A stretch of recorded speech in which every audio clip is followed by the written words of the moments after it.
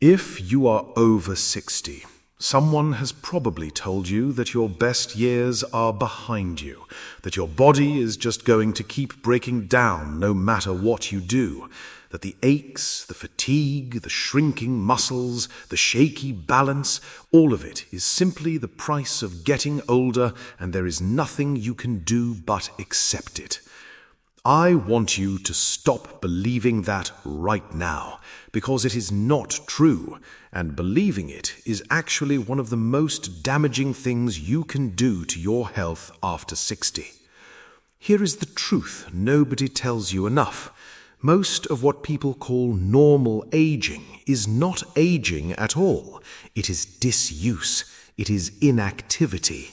It is years of small decisions, like sitting more, moving less, eating fewer nutrients, and assuming decline is inevitable, all adding up quietly until one day it feels like your body just gave up on you. But your body did not give up. In a lot of cases, we gave up on it first, usually because someone convinced us it was pointless to keep trying. Today, we are going to go through 7 of the most common myths about aging after 60, the kind of myths that sound like common sense, the kind your neighbor might say, your doctor might say without thinking twice, or you might have simply absorbed from watching the people around you grow older. And we're going to pull them apart one by one and replace them with what the evidence and real experience actually show. By the end of this video, you're going to understand why your 70s, your 80s, even your 90s can still be strong, active, and full of purpose if you know which beliefs to let go of. Before we get into it, I want to ask you something, and I really do want an answer, not just a like. In the comments below, tell me your age and one thing people always assume about aging that you personally do not believe is true. I read every single comment, and honestly, some of the best insights in this community come from people just like you sharing their own experience. So take 10 seconds, scroll down, and type it in. Now, let's get into myth number 1. Myth number 1 is the belief that muscle loss is simply inevitable after 60 and there is nothing to be done about it. It is true that starting somewhere in our 30s or 40s, we begin to lose a small percentage of muscle mass every decade if we do nothing to stop it. Doctors even have a name for the more severe version of this in older age, something called sarcopenia. So yes, the biology of muscle loss is real, but here's the part that gets left out of the conversation constantly. The rate and severity of that muscle loss is not fixed. It's not written in stone the day you turn 60. It's heavily influenced by what you do with your body every single day, what you put on your plate, how well you sleep, and whether you're actively working those muscles or letting them sit unused. Think about it this way. Muscle is tissue that responds to demand. If you ask a muscle to do something, lift something, push against resistance, carry a bag of groceries, climb a flight of stairs, that muscle adapts and tries to keep up with what you're asking of it. If you never ask anything of it, if your daily life mostly involves sitting in a chair, walking short distances, and not engaging your muscles in any resistance, your body reasonably concludes that it does not need to maintain that tissue, and it lets it go. That's not a curse of aging. That's simply how muscle physiology works at any age. It's just that the consequences become more noticeable and more consequential as we get older. The encouraging part is that muscle tissue remains responsive to training well into your 70s, 80s, and beyond. Studies on older adults doing structured resistance training have shown meaningful strength gains even in people in their 90s. Nonagenarians in nursing homes doing simple resistance exercises, gaining strength in a matter of weeks. If a 90-year-old body can respond to training, your body at 60, 70, or 80 absolutely can too. This does not mean you need to join a gym and start lifting heavy barbells tomorrow if that is not where you are starting from. It means finding some form of resistance that challenges your muscles regularly, whether that is body weight movements like sit-to-stands from a chair, light dumbbells, resistance bands, or machines at a gym, and doing it consistently. 2 or 3 times a week is enough to start reversing the trend rather than accepting it. Alongside movement, protein matters enormously here, and this is something a lot of older adults unintentionally get wrong. As we age, our bodies actually become somewhat less efficient at using protein to build and repair muscle, which means many nutrition experts suggest older adults may need slightly more protein per meal, not less, to get the same muscle-building effect a younger body would get. Yet, ironically, appetite often decreases with age, and many seniors end up eating less protein overall, not more, which compounds the problem. Spreading protein intake across your meals, making sure breakfast is not just toast and jam, but includes eggs, yogurt, or another protein source, can make a real difference over months and years. Sleep is the other piece people forget. Muscle repair and growth largely happens during deep sleep, when your body releases growth hormone and works on repairing the microscopic damage that exercise creates. If your sleep is chronically poor, you can be doing everything right with exercise and nutrition and still not see the results you would expect because your body never gets the uninterrupted repair time it needs. So here's the real takeaway on myth number 1. Muscle loss is not something that simply happens to you as a passive victim of time. It is largely something that happens through inactivity, and inactivity is reversible. You do not need to become a bodybuilder. You need consistency, a bit of resistance work, enough protein, and decent sleep. That combination, sustained over months, can genuinely change how strong and capable you feel at any age past 60. Now, myth number 2, and this one might be the single most damaging belief on this entire list. The idea that seniors should avoid exercise, that it's somehow risky or inappropriate once you pass a certain age, and that rest is safer than activity.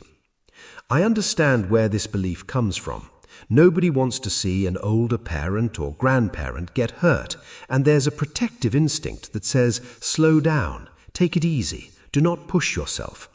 But protecting someone from movement is, in most cases, actually protecting them straight into decline. The evidence on this is about as clear as evidence gets in health science. Physical inactivity is one of the fastest paths to frailty, falls, cardiovascular problems, and loss of independence in older adults. Movement is not the risk. The lack of movement is the risk. Regular physical activity supports nearly every system connected to healthy aging. It helps maintain muscle mass, which we just talked about. It supports bone density, which matters enormously for preventing fractures. It improves balance and coordination, which directly reduces fall risk. It supports heart and lung function, helping you keep the stamina to do the things you actually want to do, whether that's playing with grandchildren, traveling, or simply carrying your own groceries without getting winded. It even plays a role in mood and cognitive function, with regular movement linked to better memory and lower rates of depression in older populations. The mistake is thinking exercise after 60 means the same thing it meant at 25. It does not have to look like running marathons or lifting heavy weights at a gym, although some seniors absolutely do those things and thrive.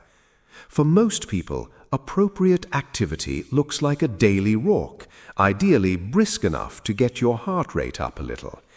It looks like chair-based exercises for people with limited mobility, moving the arms and legs against light resistance while seated safely. It looks like swimming or water aerobics, which is wonderful for joints because the water supports your body weight while still providing resistance. It looks like simple stretching routines to maintain flexibility, or beginner-friendly yoga and Tai Chi classes, which are especially good for balance. The key word throughout all of this is appropriate. Appropriate does not mean nothing. It means matched to your current ability and progressed gradually and safely, ideally with guidance from a physical therapist or qualified trainer if you have any existing health conditions, joint issues, or balance concerns. Starting slow and building up is not weakness, it is intelligence. The goal is not to prove something in one workout. The goal is to build a sustainable habit that compounds over months and years. I also want to address the fear factor directly because I think it deserves to be said out loud. A lot of seniors avoid exercise because they are afraid of getting hurt, and that fear is understandable, especially if there has been a fall or an injury in the past. But here is the paradox. The less you move, the weaker your muscles become, the worse your balance gets, and the higher your actual risk of falling becomes. Avoiding movement to prevent injury often accomplishes the exact opposite of what it intends. Movement done appropriately and progressively is one of the strongest tools we have for fall prevention, not fall causation. If you are watching this and you've been sedentary for a while, please do not feel like you have to overhaul your entire life today. Start absurdly small if you need to. A 5-minute walk, standing up and sitting back down from a chair 10 times, marching in place during a commercial break. The goal at the beginning is not intensity, it is simply beginning and then showing up again tomorrow. Think about the people you know who seem to age well, the ones who are still gardening in their 80s, still traveling, still chasing grandchildren around a backyard. In almost every case, if you actually ask them about their routine, you will find some form of regular movement woven into their week, not because they were told to do it by a doctor out of obligation, but because they simply kept moving year after year, and their body kept responding to that consistency. Meanwhile, it is often the opposite pattern, prolonged inactivity following an illness, an injury, or simply a gradual withdrawal from physical activity that precedes the kind of rapid decline people mistakenly attribute purely to age. The body you have at 70 or 80 is shaped far more by the last several years of your habits than by the number of birthdays you have had. If this myth is one you have believed for a while, or maybe someone in your family still believes it about you, drop a comment and tell me about it. I would genuinely like to know if you have a story about starting to move again later in life and what changed for you. Your comment might be exactly what convinces someone else reading this to take that first small step today. Myth number 3 is the belief that joint pain is simply something you have to accept once you pass 60, that it is just part of the deal of getting older, and there's not much to be done about it beyond gritting your teeth and living with it. Let us be honest about the nuance here, because I do not want to oversimplify. Joints do change with age. Cartilage can wear down over decades of use, and conditions like osteoarthritis genuinely do become more common as we get older. So it would be dishonest to say joint pain has nothing to do with age at all. But here is where the myth causes real harm. It convinces people that because some age-related joint change is normal, the pain itself must simply be endured. And that idea keeps people from seeking evaluation, from trying interventions that could meaningfully reduce their discomfort, and sometimes from moving at all, which, as we just discussed, often makes joint problems worse rather than better. Joint pain has many possible contributing causes beyond simple wear and tear. Excess body weight puts additional mechanical load on weight-bearing joints like the knees and hips, meaning that even modest weight loss can meaningfully reduce joint pain in some people.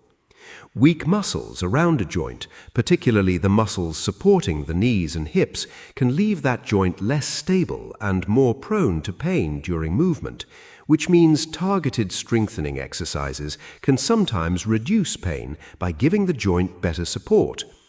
Inflammation from diet, from certain medical conditions, or from inactivity itself can also contribute to how much pain a joint produces. Old injuries that were never properly rehabilitated can create lasting imbalances that show up as pain decades later.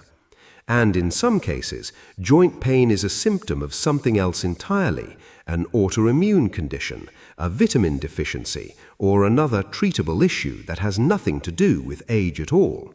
This is exactly why persistent or worsening joint pain deserves proper medical evaluation rather than quiet acceptance. A doctor or physical therapist can help identify what is actually driving your pain, and from there, appropriate treatment can look like several different things depending on the cause. Sometimes it is a structured, gentle strengthening program targeting the muscles around the affected joint. Sometimes it is weight management support. Sometimes it is anti-inflammatory approaches, whether through diet, medication, or both. Sometimes it involves modifying certain activities while keeping others, rather than stopping movement altogether. And sometimes, for more advanced joint damage, it might eventually involve procedures or even joint replacement, which today allows many older adults to return to remarkably active lives. One thing I want to emphasize is that avoiding movement because a joint hurts often backfires. Joints, much like muscles, tend to do better with appropriate movement than with complete rest. Cartilage itself relies partly on movement to receive nutrients, since it does not have its own direct blood supply in the way muscle does.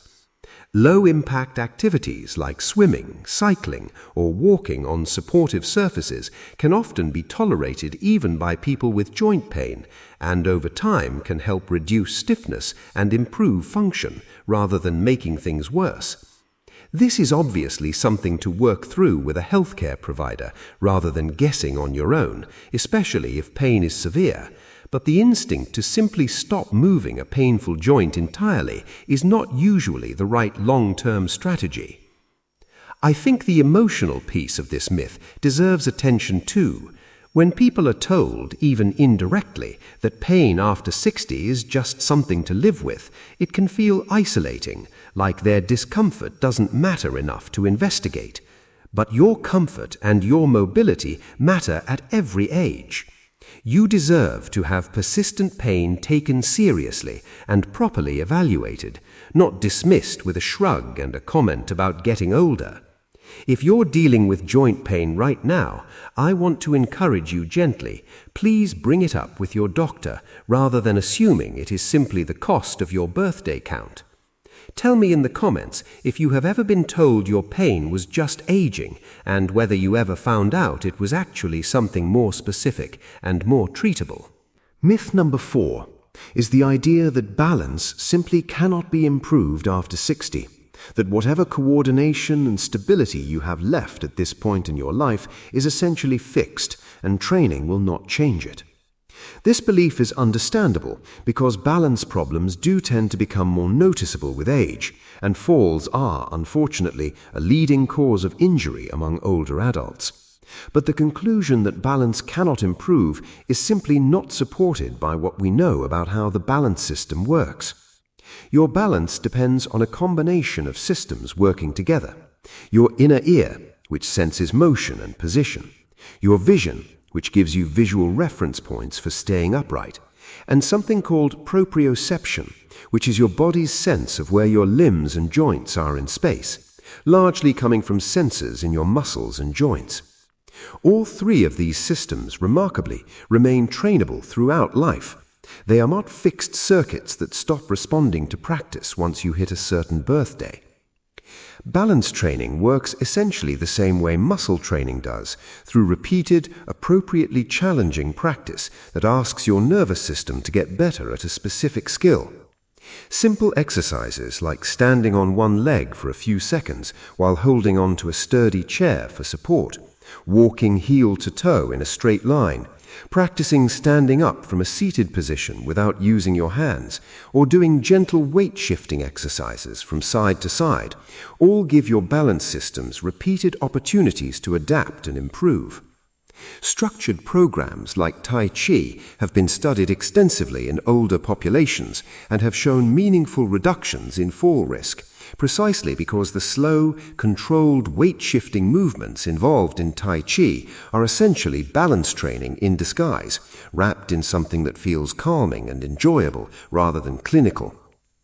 I do want to be very direct about safety here, because balance training, unlike some other forms of exercise, does carry some inherent risk if done carelessly, given that the entire point is to challenge your stability.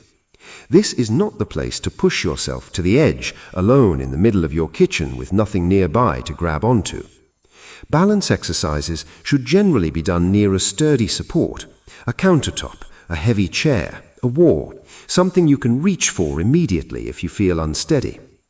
If you have had falls in the past, significant balance problems, or other health conditions affecting your stability, working with a physical therapist to design a safe, appropriately paced program is genuinely worth it, both for your safety and for making sure the exercises are actually targeting your specific weaknesses. What I find most encouraging about balance training is how relatively quickly people tend to notice improvement compared to some other fitness goals. Because balance is largely a skill, a matter of your nervous system learning to coordinate information and respond quickly, consistent practice over just a few weeks can produce noticeable changes in stability and confidence. That improved confidence matters just as much as the physical improvement, because fear of falling itself can cause people to move more cautiously and stiffly, which paradoxically increases fall risk. Breaking that cycle through safe, progressive balance work can restore both physical stability and the psychological confidence to keep living an active life. If falls or balance concerns are something you or someone you love has dealt with, I would really like to hear about it in the comments. Have you tried any balance exercises, Tai Chi or physical therapy for this, and did you notice a difference? Your experience could genuinely help someone else reading this who is nervous to start. Myth number 5 is the belief that eating less is always better as you get older, that a smaller appetite and smaller portions are simply appropriate, maybe even virtuous, once you reach a certain age. This myth is sneaky because it sounds reasonable on the surface. After all, older adults are often less physically active than younger adults, so it seems logical that calorie needs would drop. And to some degree, total calorie needs often do decrease somewhat with age. But the myth causes real problems because it gets generalized into eating less of everything, including the nutrients your body needs the most as it ages, particularly protein. And it can lead to a pattern called undernutrition, which is a genuine and under-recognized problem among older adults. We already talked about how protein needs may actually increase, or at least not decrease, with age, because of how the aging body becomes somewhat less efficient at using protein for muscle maintenance. If someone reduces their overall food intake broadly without paying attention to nutrient density, protein often ends up being one of the first things to drop, simply because appetite decreases and smaller meals tend to include less of the more filling, protein-rich foods.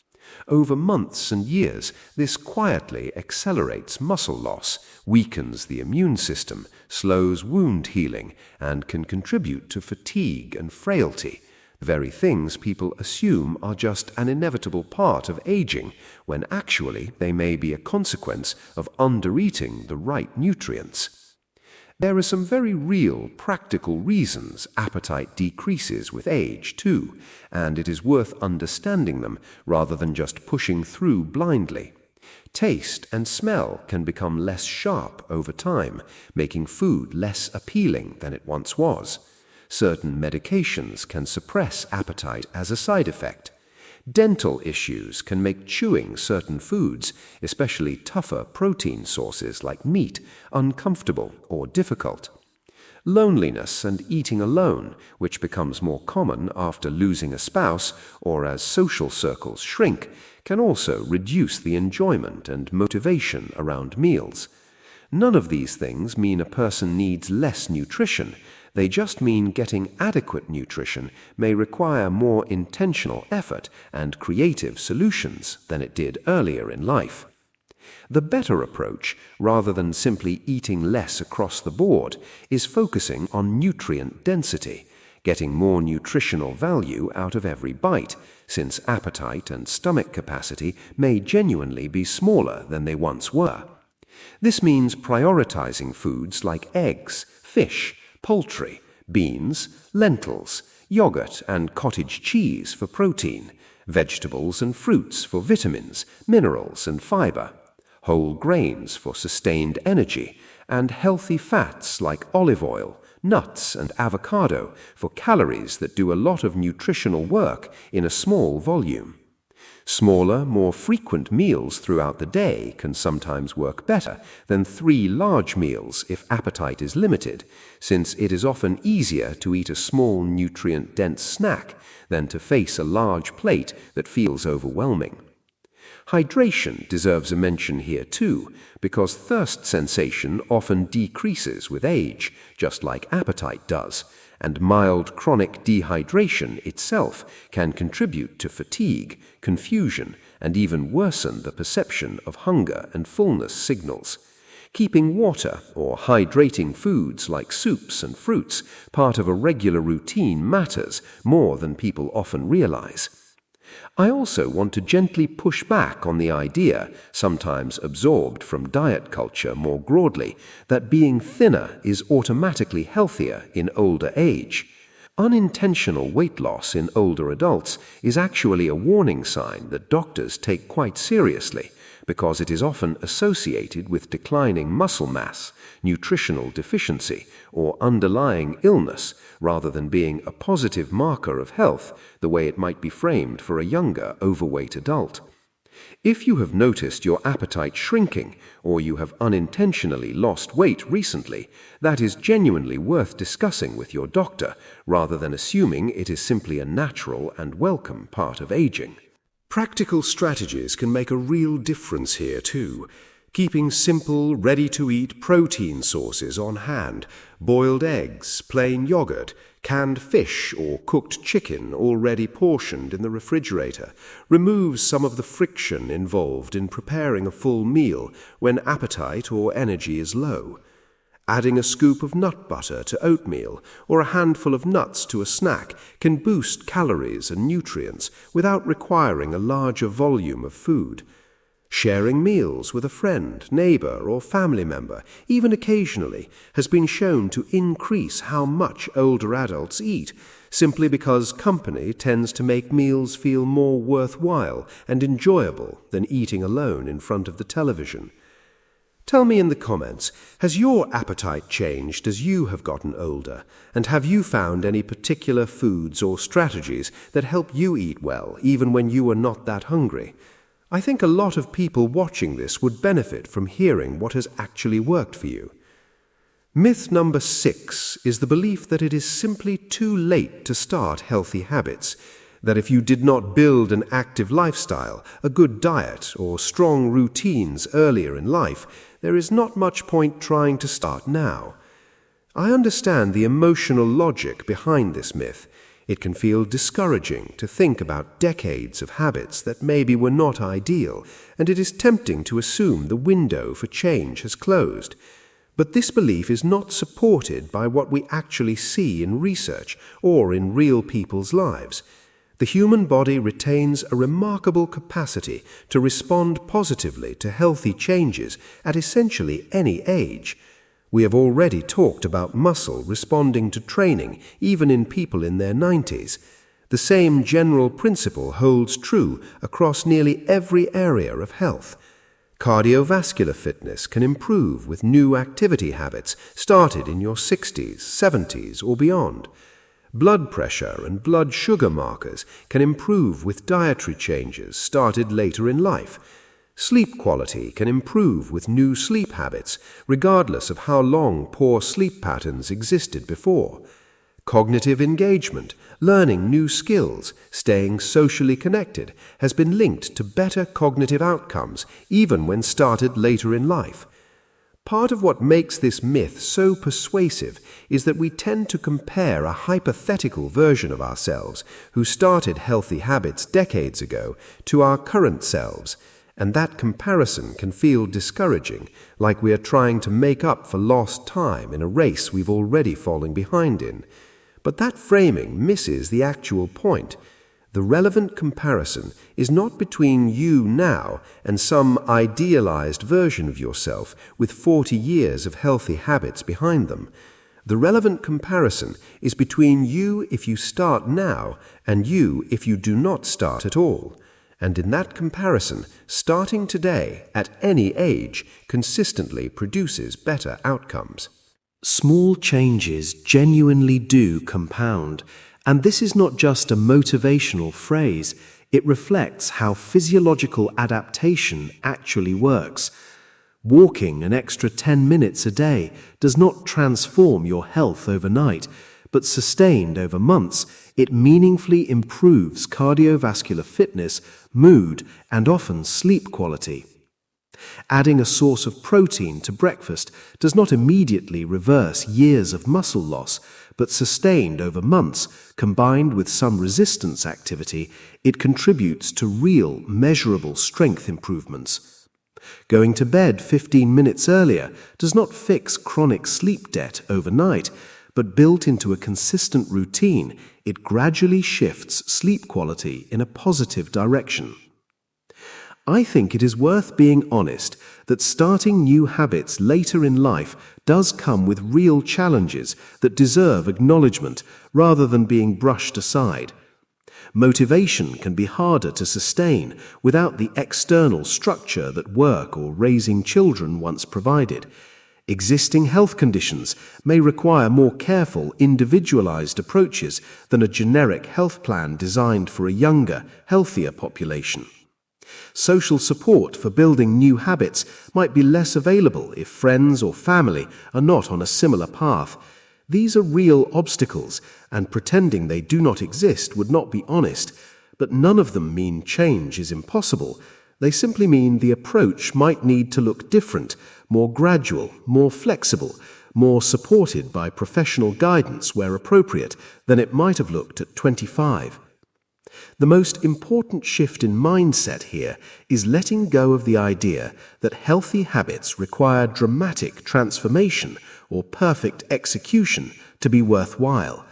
Consistency in small, sustainable actions over the long run tends to outperform sporadic bursts of intense effort followed by burnout at any age, but especially later in life when recovery from overexertion takes longer and setbacks can feel more discouraging. Progress that looks unremarkable week to week can still be substantial when you look back after 6 months or a year. If you have started a new healthy habit later in life, whether that was at 60, 70, or even later, I would love for you to share it in the comments. What did you start, and how do you feel now compared to before you started? I think your story could genuinely be the thing that convinces someone reading this that it is not too late for them either. Myth number 7, our final one, is the belief that feeling weak and tired is simply normal after 60, something to be expected and quietly endured rather than investigated. There is a kernel of truth buried in this myth that makes it particularly convincing. Occasional tiredness is completely normal at any age, and some very mild, occasional changes in energy and stamina can be a normal part of aging for some people. But there is an enormous difference between mild, occasional tiredness and persistent, unexplained weakness or fatigue that interferes with daily life, and this myth dangerously blurs that line. encouraging people to write off the second category as if it were the first. Persistent fatigue and unexplained weakness can have a surprisingly long list of underlying causes that have nothing inherently to do with simply being 60, and many of them are entirely treatable once identified. Sleep disorders, including conditions like sleep apnea, which becomes more common with age, can leave someone chronically exhausted even after what seems like a full night in bed. Nutritional deficiencies, particularly in iron, vitamin B12, or vitamin D, are relatively common in older adults and can produce significant fatigue and weakness when left unaddressed. Anemia, a shortage of healthy red blood cells to carry oxygen through the body, becomes more common with age and can cause profound tiredness and is identifiable through a simple blood test. Thyroid problems, particularly an underactive thyroid, become considerably more common as people age and classically present with fatigue, weight changes, and a general sense of slowing down that can easily be mistaken for normal aging. Medication side effects are another major and often overlooked cause, since many common medications, including some blood pressure medications, sleep aids, and others, list fatigue or weakness as a potential side effect, and older adults are often taking multiple medications simultaneously, increasing the chances of this being a contributing factor.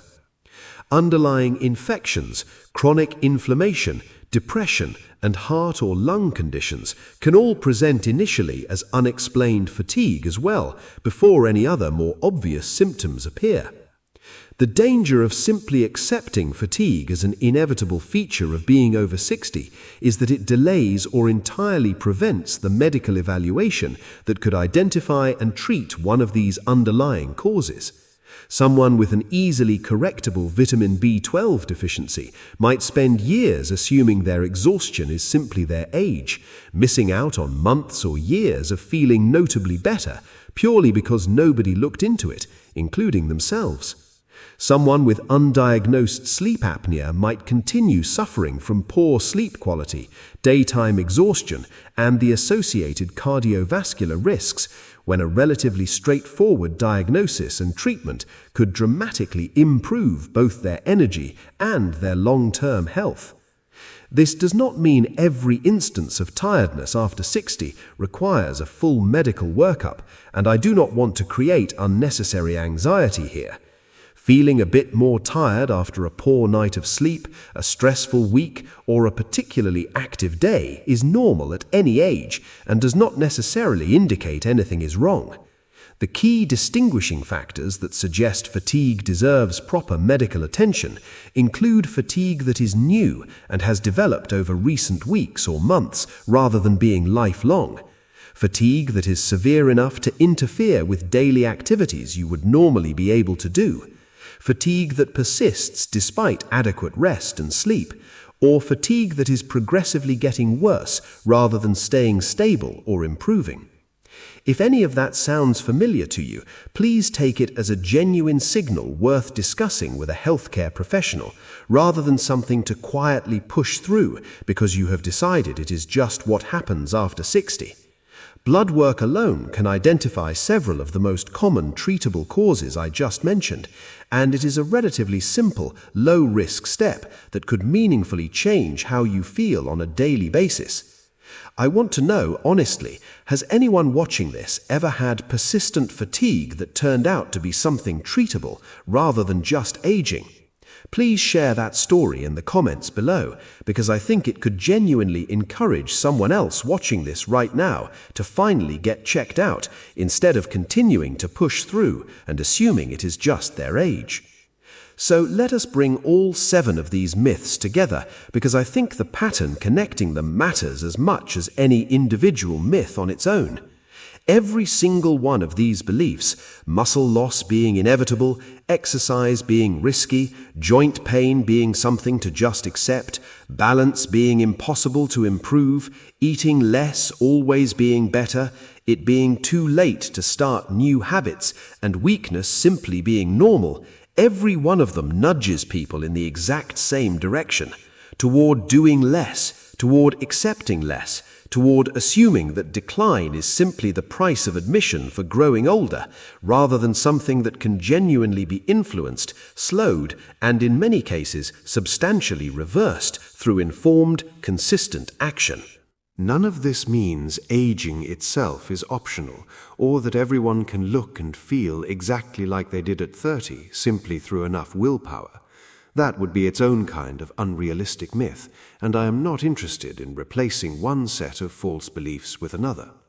Some changes that come with age are real and deserve to be acknowledged honestly rather than denied.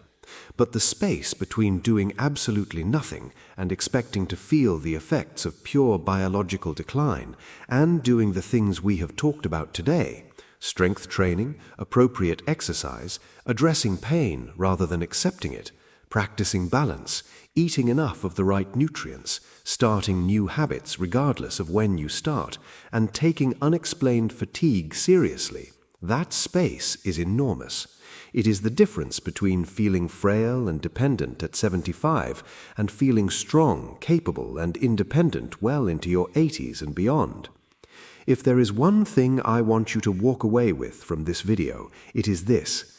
Getting older does not mean you are required to stop moving, stop learning, stop advocating for your own health, or stop taking care of your body. Your 60s, your 70s, your 80s and beyond can genuinely still be active, energetic and meaningful years, but that outcome is influenced far more by your daily habits than by the number on your birthday cake. Before you go, I want to ask you directly one more time. Please leave a comment below. It genuinely helps this channel, and more importantly, it helps other people who are watching this exact video right now, maybe feeling discouraged, maybe wondering if it is too late for them, maybe needing to hear that someone else out there has been exactly where they are and found their way to feeling stronger. Tell me which of these 7 myths surprised you the most, or which one you have believed for years without questioning it, or tell me about a habit that has genuinely made a difference in how you feel as you have gotten older. Your comment might be exactly what someone else needs to read today. And of course, before beginning any new exercise program or making significant changes to your diet, especially if you have existing health conditions, take medications, or have concerns about your balance, please speak with your healthcare professional first, so that whatever you start is both effective and appropriately safe for your individual situation. If you found this video helpful, please give it a like. Share it with someone in your life who could use this message today, whether that is a parent, a grandparent, or even yourself on a day when you needed to hear it. And subscribe to this channel for more simple, practical, and honest advice about healthy aging. Thank you so much for watching, and I will see you in the next vid.